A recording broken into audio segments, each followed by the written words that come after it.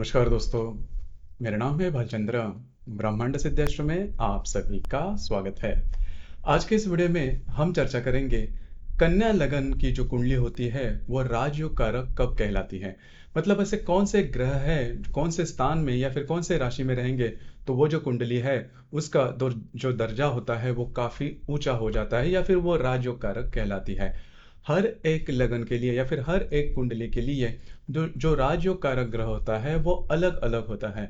मतलब ऐसे बिल्कुल भी मान के नहीं चलना कि कोई भी ग्रह पूर्णतः शुभ है, जैसे कि हम गुरु के बारे में कहते हैं या फिर शनि के बारे में हम मानते हैं कि शनि जो है अशुभ फलदायी है, मंगल जो है वो अशुभ फलदायी है या फिर गुरु जो है वो शुभ फलदायी है। ऐसा बिल्कुल भी नहीं है।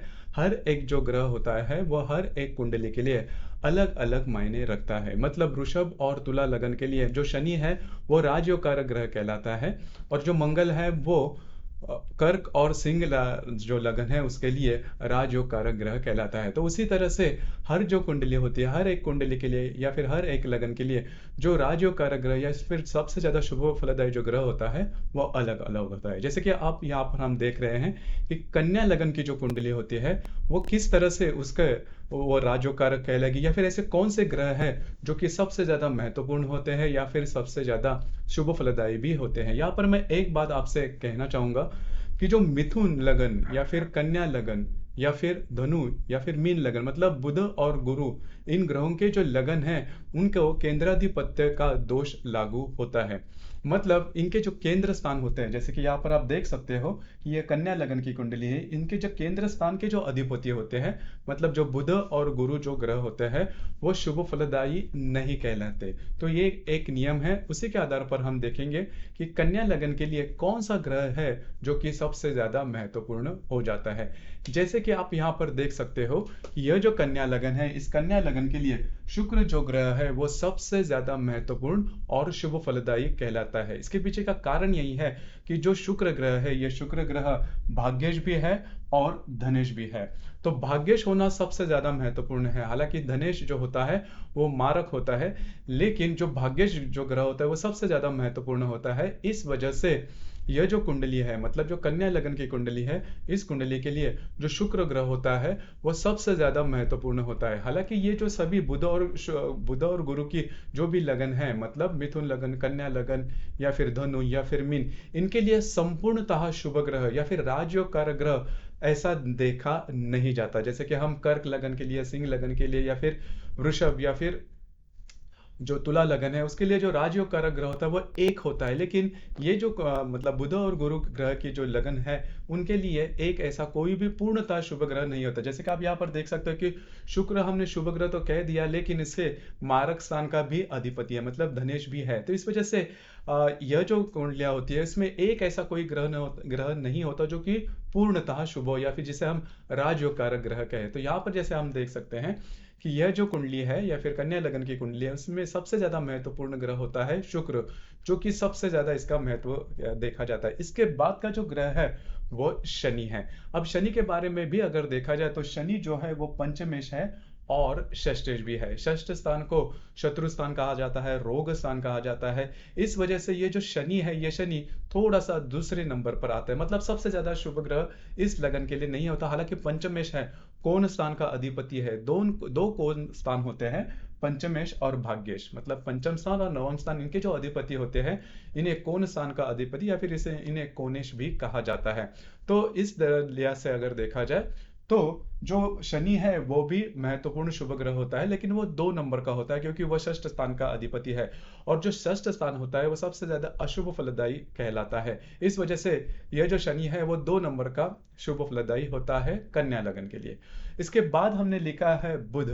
अब यहाँ पर जैसे मैंने कहा कि बुध है, इसे केंद्राधिपत्य का दोष होता है, इस वजह से यह शुभ ग्रह नहीं होता। लेकिन मैं यहाँ पर एक बात आपसे कहना चाहूंगा कि यदि किसी भी कुंडली में बहुत अच्छे अगर राजयोग हो या फिर बहुत अच्छे कुंडली हो, लेकिन वो व्यक्ति अगर उसकी जो हेल्थ है वो अगर अच्छी नहीं रही, तो फिर जितने भी शुभ ग्रह होते हैं या फिर जितने भी राजयोग होते हैं उसके कोई मायने नहीं होते। मतलब अगर आप उपभोग नहीं ले पाते तो कितना भी आपके पास धन हो, धन दौलत हो, उसके कोई मायने नहीं होते। इस वजह से आपका जो लग्नेश है, इस कुंडली का जो लग्नेश है वो बुध है। तो आपका जो लग्नेश है वो जब काफी अच्छा होना बहुत ज्यादा महत्वपूर्ण होता है।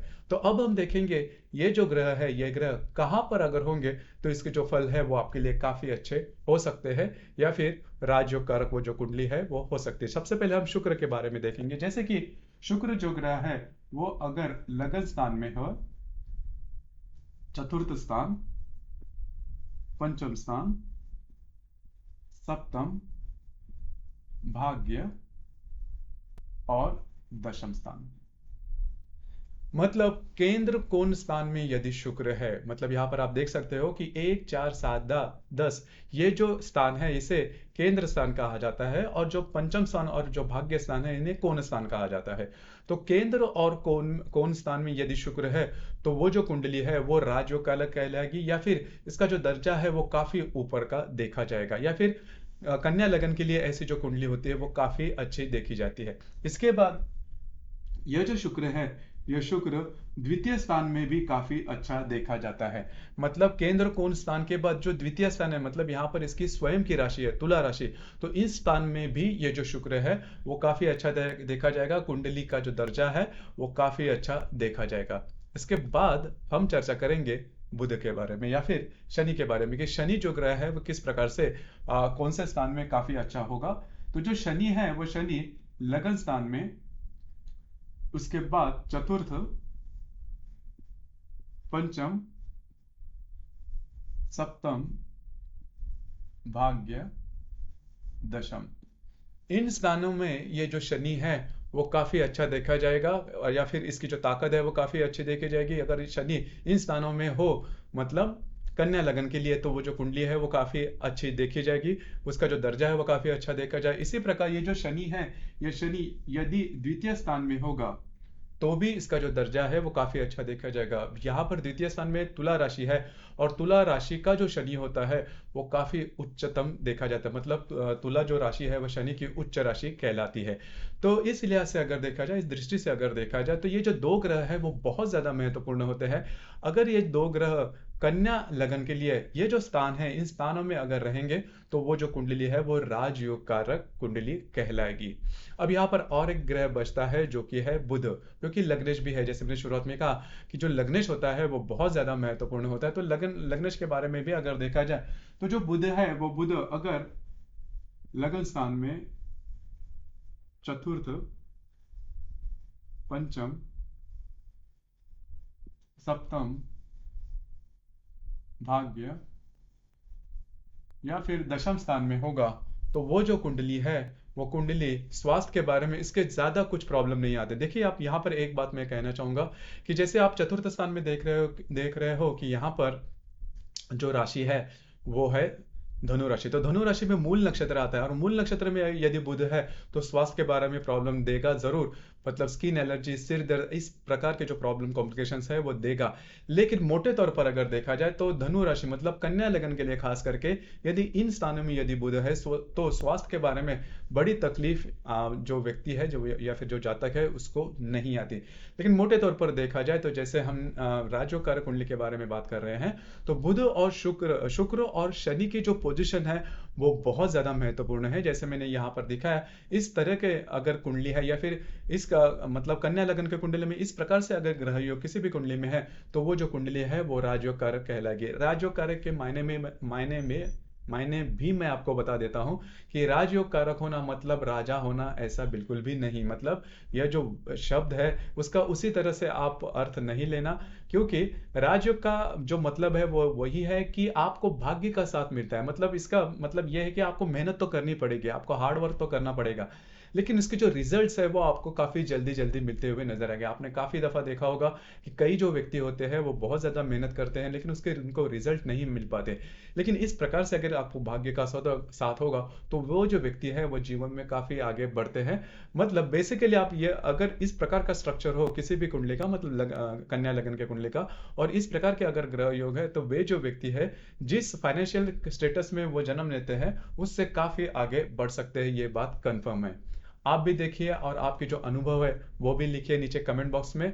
और इसी तरह से हर एक जो लगन है उसके जो राजयोग कारक ग्रह या फिर उसमें जो राजयोग किस प्रकार का होता है उसके बारे में वीडियो अपलोड हो चुके हैं, जरूर देखना। और अपना जो चैनल है ब्रह्मांड सिद्धि एस्ट्रो, इसे भी लाइक शेयर और सब्सक्राइब जरूर करना। धन्यवाद।